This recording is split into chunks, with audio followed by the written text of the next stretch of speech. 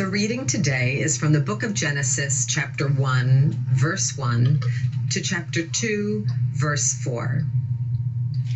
In the beginning, when God created the heavens and the earth was a formless void, and darkness covered the face of the deep, while a wind from God swept over the face of the waters.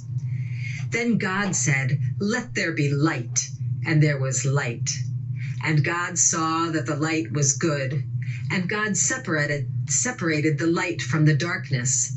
God called the light day, and the darkness God called night. And there was evening, and there was morning, the first day. And God said, "Let there be a dome in the midst of the waters, and let it separate the waters from the waters." So God made the dome and separated the waters that were under the dome from the waters that were above the dome. And it was so. God called the dome sky, and there was evening, and there was morning, the second day. And God said, "Let the waters under the sky be gathered together into one place, and let the dry land appear." And it was so. God called the dry land earth, and the waters that were gathered together God called seas. And God saw that it was good. Then God said, "Let the earth put forth vegetation, plants yielding seed, and fruit trees of every kind on earth that bear fruit with the seed in it." And it was so. The earth brought forth vegetation, plants yielding seed of every kind, and trees of every kind bearing fruit with the seed in it. And God saw that it was good. And there was evening, and there was morning, the third day. And God said, "Let there be lights in the dome of the sky to separate the day from the night, and let them be for signs and for seasons and for days and for years. And let them be lights in the dome of the sky to give light above the earth." And it was so. And God made the two great lights, the greater light to rule the day, and the lesser light to rule the night, and the stars. God set them in the dome of the sky to give light upon the earth, to rule over the day and over the night, and to separate the light from the darkness. And God saw that it was good. And there was evening, and there was morning, the fourth day. And God said, "Let the waters bring forth swarms of living creatures, and let birds fly above the earth across the dome of the sky." So God created the great sea monsters and every living creature that moves of every kind with which the waters swarm, and every winged bird of every kind. And God saw that it was good. God blessed them, saying, "Be fruitful and multiply, and fill the waters in the seas, and let birds multiply on the earth." And there was evening, and there was morning, the fifth day. And God said, "Let the earth bring forth living creatures of every kind, cattle and creeping things, and wild animals of the earth of every kind." And it was so. God made the wild animals of the earth of every kind, and the cattle of every kind, and everything that creeps upon the ground of every kind. And God saw that it was good. Then God said, "Let us make humankind in our image according to our likeness, and let them have dominion over the fish of the sea, and over the birds of the air, and over the cattle, and over all the wild animals of the earth, and over every creeping thing that creeps upon the earth." So God created humankind in God's image. In the image of God, God created them. Male and female, God created them. God blessed them, and God said to them, "Be fruitful and multiply, and fill the earth and subdue it, and have dominion over the fish of the sea, and over the birds of the air, and over every living thing that moves upon the earth." God said, "See, I have given you every plant yielding seed that is upon the face of all the earth, and every tree with seed in its fruit. You shall have them for food. And to every beast of the earth, and to every bird of the air, and to everything that creeps on the earth, everything that has breath of life, I have given every green plant for food. And it was so. God saw everything that God had made, and indeed it was very good. And there was evening, and there was morning, the sixth day. Thus the heavens and the earth were finished, and all their multitude. And on the seventh day, God finished the work that God had done, and rested on the seventh day from all the work that God had done. So God blessed the seventh day and hallowed it, because on it God rested from all the work that had been done in creation. These are the generations of the heavens and the earth when they were created. Here ends the reading. Sometimes there are no words. No words to describe what's happening all around us, what's happening inside us. No words. Throughout this pandemic, I've struggled to find the right words, words of comfort and connection, words that weren't superficial, but were as authentic as I could be. Sometimes the words came. Sometimes the words failed to come. Sometimes I failed to share them in a way that could be heard, a way that could be healing. Sometimes there are no words. And all there is a cacophony of chaos. People pushing when you cannot move. People paralyzed, stuck in funks they have no words for, no ability to get unstuck, no way to ask for help. Sometimes there are no words of joy, of hope, of peace. Sometimes the only words are angry and anxious and painful and hurtful, and sometimes there are just no words. And with only the sharpest of words, a student struggling to understand racial injustice and the evil system that justifies taking a life, wrote this letter to the Dean of Marsh Chapel, Robert Hamill, in 1968. Dear Dean Hamill, she writes, I'm angry. Last Friday, the day after Martin Luther King was murdered, I received in my mail a letter written from the Southern Christian Leadership Conference, written and signed by Dr. King.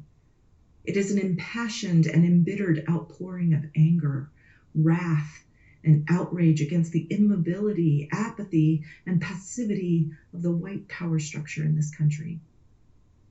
He describes the forthcoming March on Washington of the nation's poor as, quote, the last chance, unquote, to avert the Holocaust. Today I hear him eulogized as a peaceful, gentle, loving man. And his followers are admonished to be peaceful, gentle, and loving in his image. I consider this a travesty of his memory. He declared war years ago on injustice, poverty, and discrimination.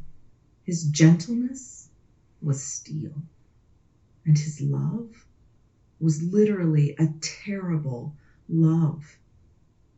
It was not an embracing kind of love, but a demanding kind. He was forging change on this country by direct confrontation. He did not relent his pressure in the face of hate or brutality. His particular genius was his ability to devise ways to channel people's anger constructively. But it was not to suppress anger. It seems to me if we are to be true to Martin Luther King's memory, we should show our anger, our outrage as he did. The student continues, I got angry when I first heard the news Thursday night, and it's been growing ever since. Fed by first one pious pronouncement and then another. Mayor White praises Boston for maintaining law and order, but does he really suppose the anger wasn't there and won't appear sooner or later? Your own sermon Sunday infuriated me. You said Jesus refused to take up arms, but wasn't he angry? And what did he do with his anger? You're asking, why is she dumping all her anger onto me? In the first place, it's not all of it. I'm writing letters all day today. But basically, I'm saying to the leaders of the white community, don't tell me not to be angry. I am angry. Tell me what to do with my anger. If I can't use it constructively, I will certainly use it destructively. I will not repress it.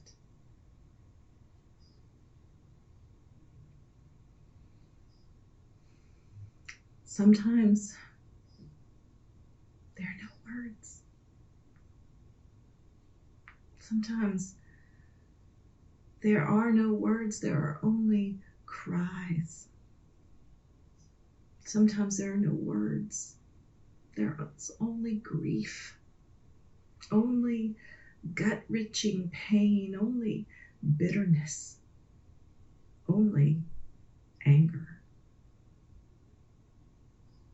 And like the student, we long for the words to tell us what to do with our feelings, what to do with our lives, what to do with our faith, what to do when all around us resounds with the cacophony of chaos.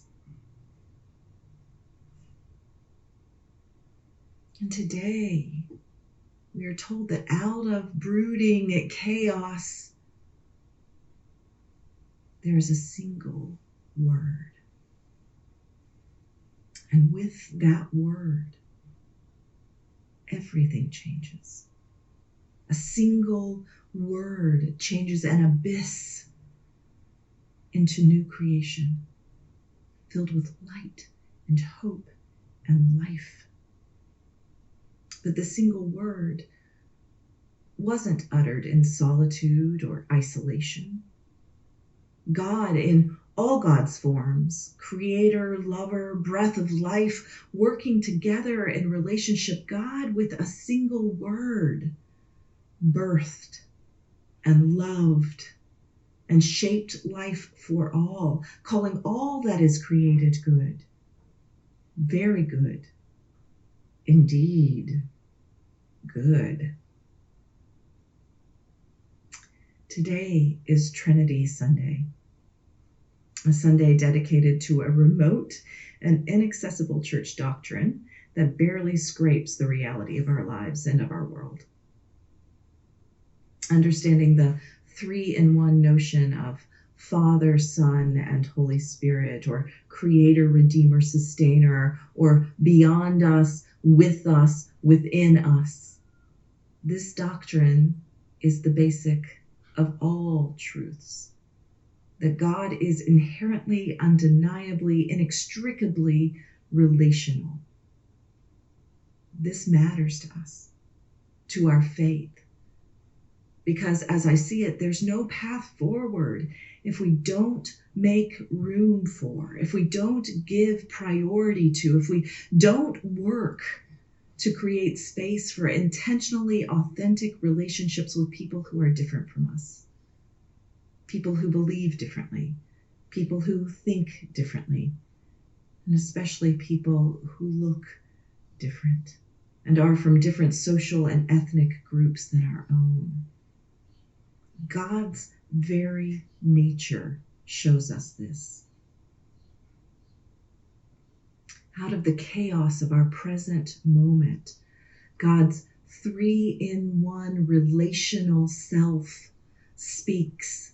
Let us make humankind in our image, according to our likeness. You see, the very heart of evil, the power of racism, is that we forget we are all made in God's image and likeness. Racism at its heart takes someone who should be intimately recognizable to us, one also created in the image of God, a fellow child of God. It takes our sibling and turns that person into someone, or really something, other. Someone, something we do not recognize as bearing the same dignity, the same rights, the same spirit, the same love we mostly take for granted. In the end, nothing will change if we are not drawn into genuine, concrete, exciting, and challenging relationships with people from communities beyond our experience, beyond our comfort. And these relationships, sometimes there won't be words. And sometimes there will be. Words that create instead of destroy. Words that build instead of deny. Words that give life, that forgive, that share mercy, that remind us of grace and compassion and hope. Words that share God's love for all of us, no matter what. But these words are meaningless outside of relationship, outside of action. Another way to say this, and another way to hear this, is that actions speak. So when we reach out, when we stand up for, when we nurture relationships, when we forgive and are forgiven, light and darkness separate. And maybe for a moment, it's good. And when we share a cup of grace, when we embrace another with genuine mercy, a world of justice is born. And maybe for a moment, it's good. And when we plant seeds of kindness, compassion, generosity, the nourishing fruit of connection and community grows. And maybe for a moment, and maybe even a little longer, it is good. Very good. And when we shine a light on inequity, when we use our anger to work for justice, when we plant seeds of peace, the balance of the universe gets a little closer. And perhaps for a moment, it is good. When people are fed and housed, when they're educated and cared for, when all know they are valuable, they matter, we find our true path. And it is good when we look into the eyes of our siblings and see love, when we share love, we find God. And that is really good. So very good. So yeah, sometimes there are no words. And sometimes there are.